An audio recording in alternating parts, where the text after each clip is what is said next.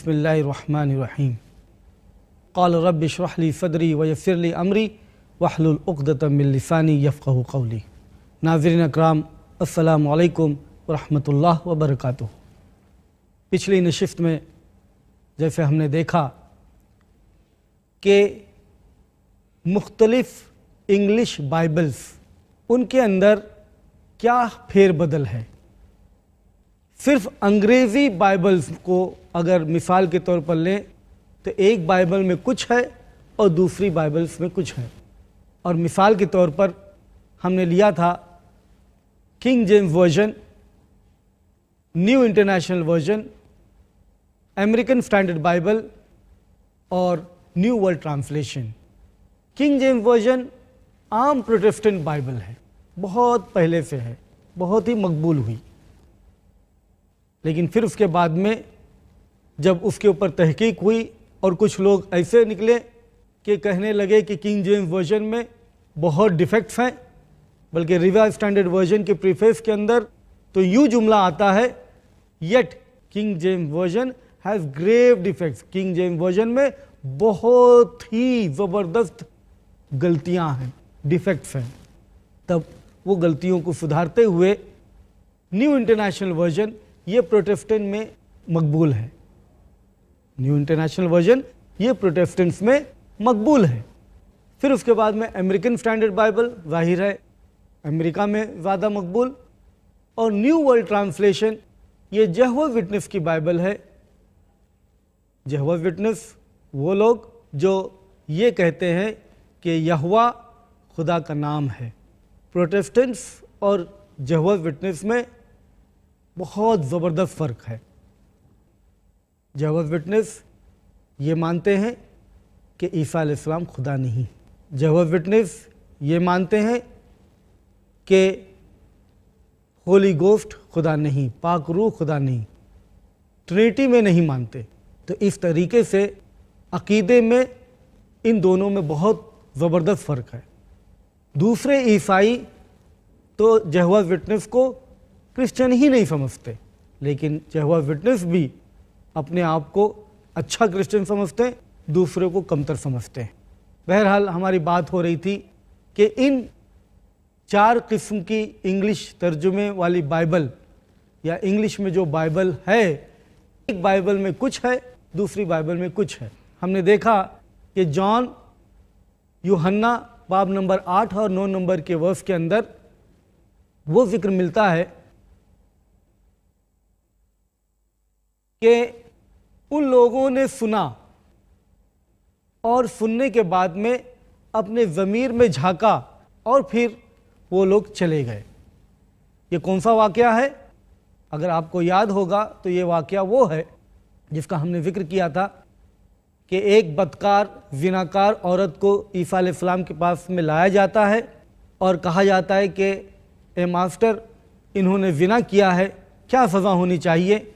और फिर वो वाक़या यूँ होता है कि ईसा अलैहिस्सलाम कहते हैं, तुम में से जिसने गुनाह किया है या तुम में से जिसने गुनाह नहीं किया है वो सबसे पहला पत्थर मारे।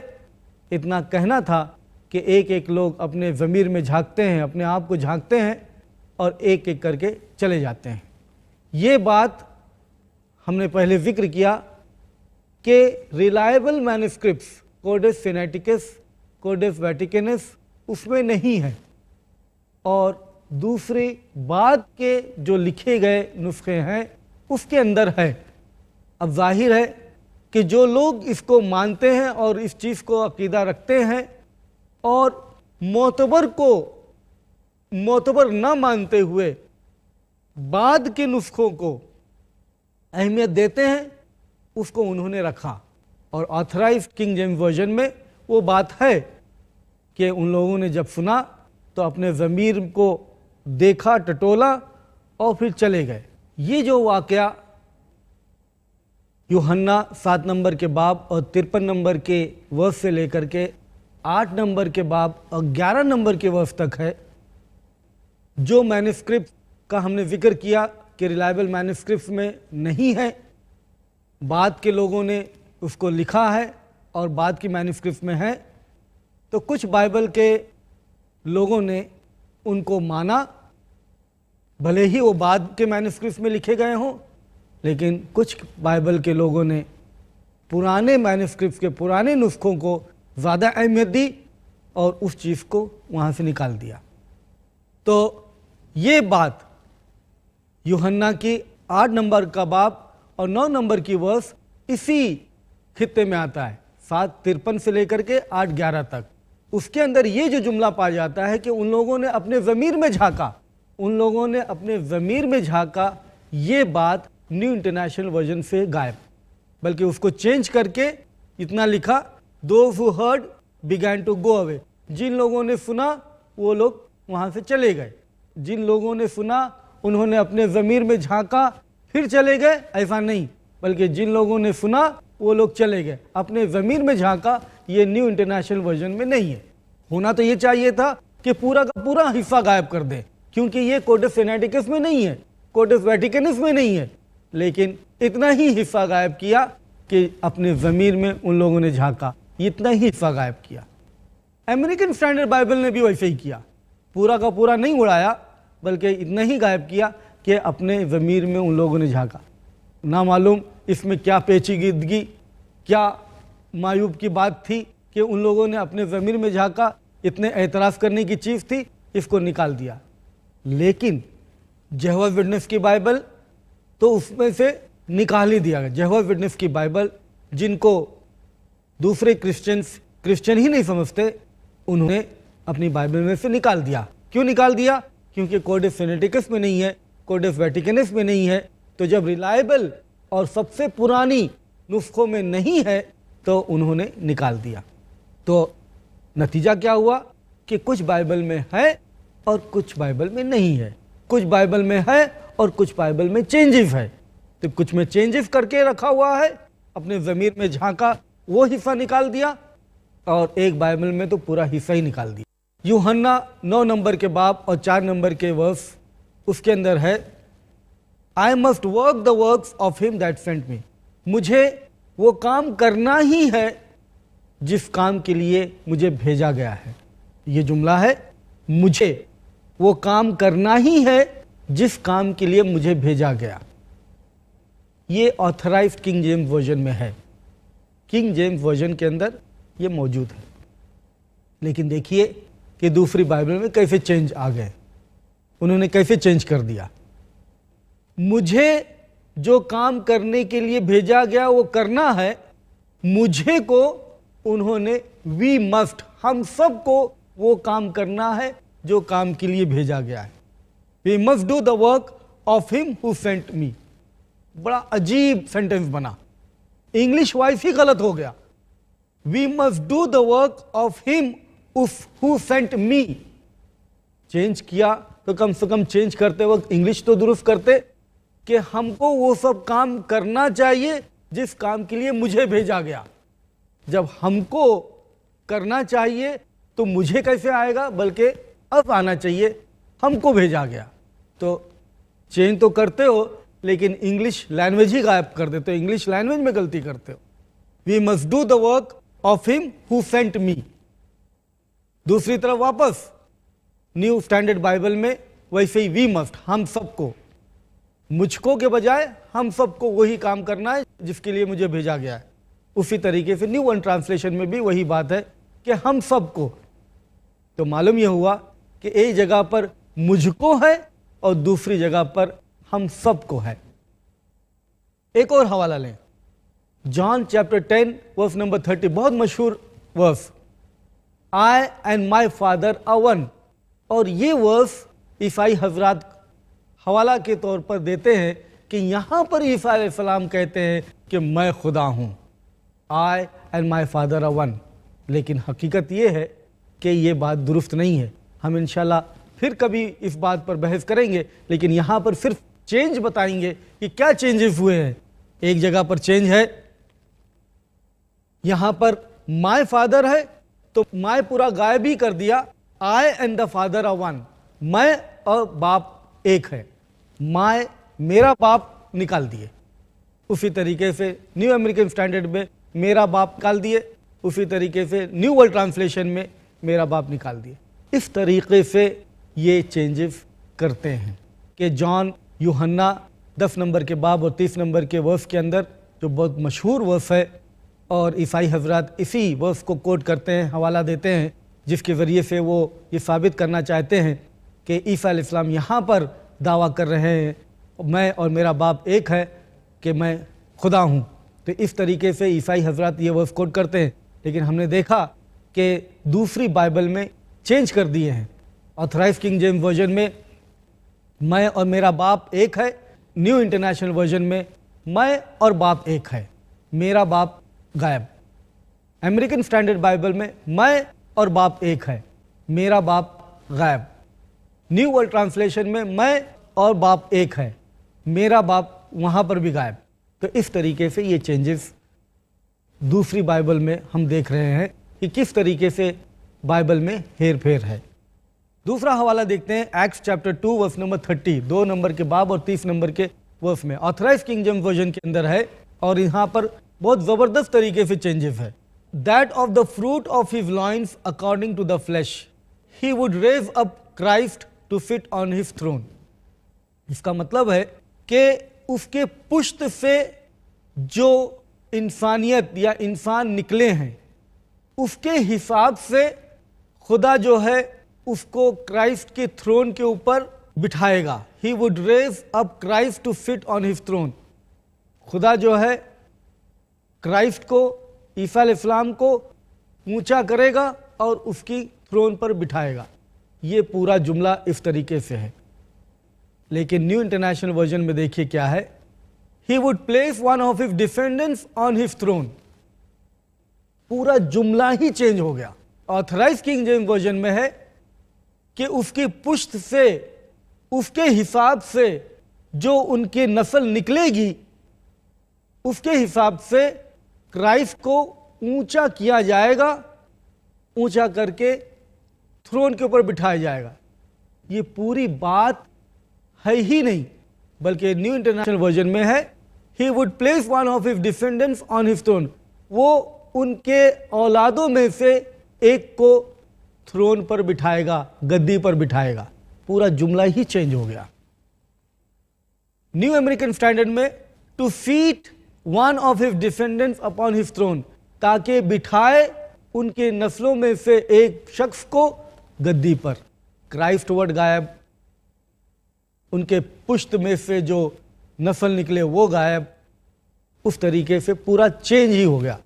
न्यू वर्ल्ड ट्रांसलेशन में सिमिलर उसी तरीके से he would seat one from the fruitage of his loins upon his throne.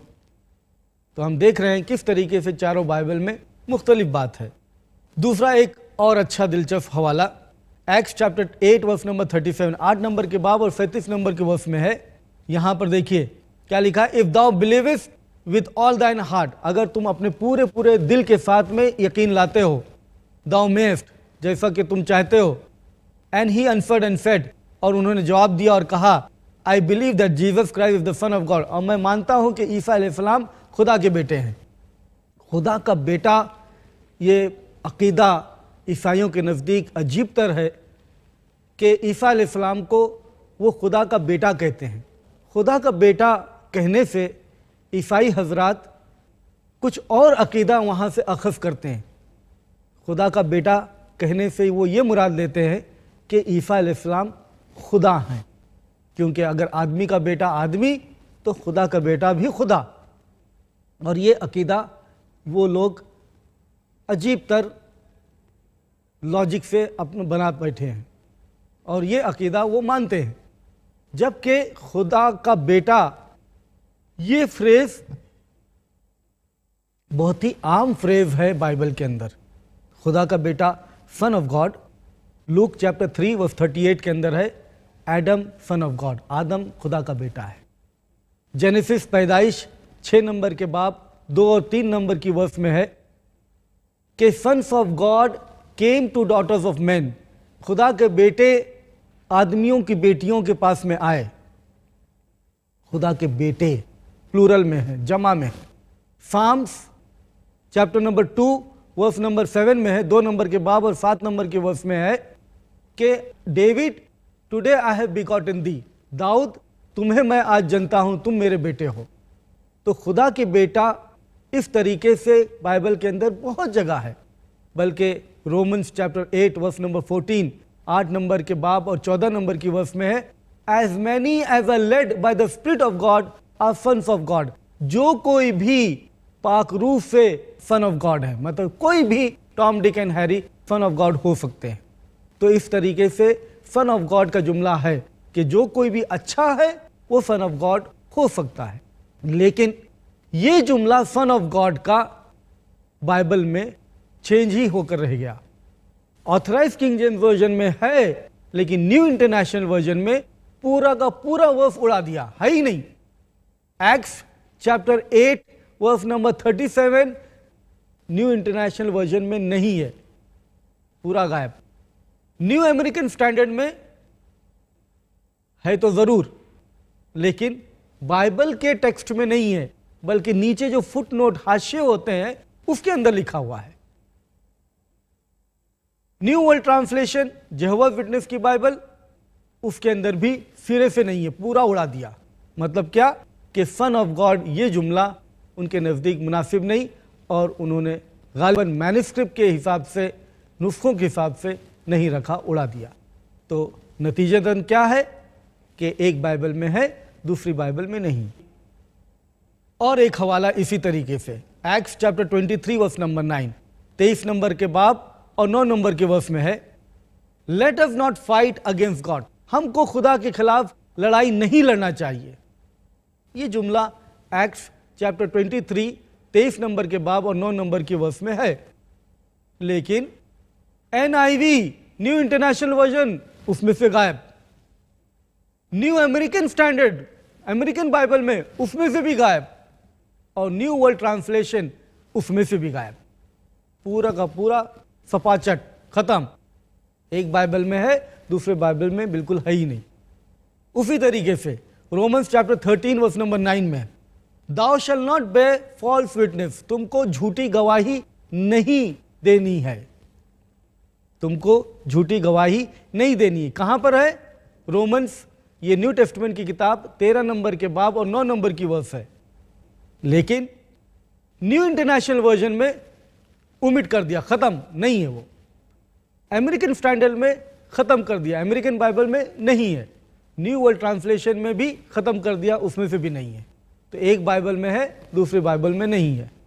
ये एकसानियत है, ये यूनिफॉर्मिटी है? ये बिल्कुल नहीं, ये यूनिफॉर्मिटी नहीं है। मतलब एक ग्रोह, एक तबका जो ईसाई किंग जेम्स वर्जन को अपनाता है, दूसरे उसको नहीं अपनाते। उसी तरीके से कोलोसियंस चैप्टर नंबर 1 वर्स नंबर 14, ये भी न्यू टेस्टमेंट की किताब है। यहां पर ऑथराइज किंग जेम्स वर्जन में है, इन whom we have redemption through his blood even the forgiveness of sin, के उसके अंदर हमारी नजात है, उसके खून के जरिए से, the forgiveness of sin, हमारे गुनाहों की नजात के लिए, उसकी माफ़ी के लिए, उसके खून के जरिए से। ये किंग जेम्स वर्जन में तो है, लेकिन उसके खून के जरिए से न्यू इंटरनेशनल वर्जन में नहीं, अमेरिकन बाइबल में नहीं, न्यू वर्ल्ड ट्रांसलेशन में नहीं।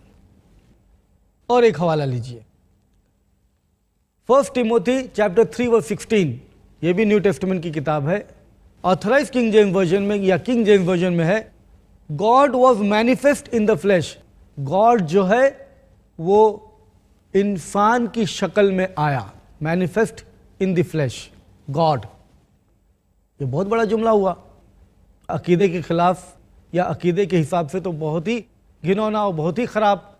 इस खराबी को कितना ठंडा कर दिया है न्यू इंटरनेशनल वर्जन ने। न्यू इंटरनेशनल बाइबल कहती है, he appeared in a body, he appeared in a body. God की जगह सीधे ही, वो इंसान की शक्ल में आया या इंसान की शक्ल में था। इस तरीके से न्यू इंटरनेशनल वर्जन में भी वैसे ही और अमेरिकन बाइबल में भी वैसे ही। 1 टिमोथी चैप्टर 6 वर्स नंबर 5 में है किंग जेम्स वर्जन में, perverse disputing of men of corrupt minds and destitute of truth, supposing that gain is goodness, from such withdraw thyself।